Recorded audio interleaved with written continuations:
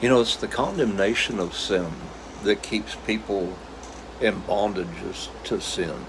I mean, this is what Paul is trying to describe in Titus chapter 3, verses 10 and 11, when he's talking about a heretic, which is the Greek word itself, which the main definition of that word is to choose. It's talking about someone who is self-willed, who continues to sin, being condemned of himself, or whatever. I mean, whether it was like David when he said, my sin is too great for me to bear, the burden of it that was laid upon him. When he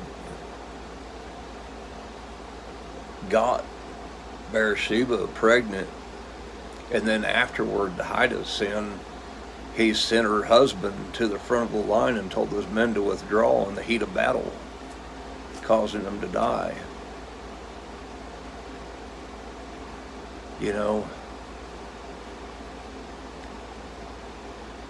Oftentimes people are held in bondage to sin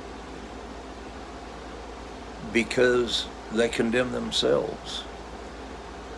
I mean, and this is the whole point of salvation that the writer of Hebrews is describing in chapter 9 and 10. That, talking about the old covenant sacrifices in chapter 9, verse 9, that he who did the service, those sacrifices could never make him that did the service perfect in regards to conscience. And you go on down to verse 13 and 14 when it's talking about the blood of bulls and goats and the ashes of a heifer sprinkling the unclean to the sanctification and purification of the flesh. He says, how much more shall the blood of Christ, who offered himself without spot of the flesh by the Spirit of God that was in him,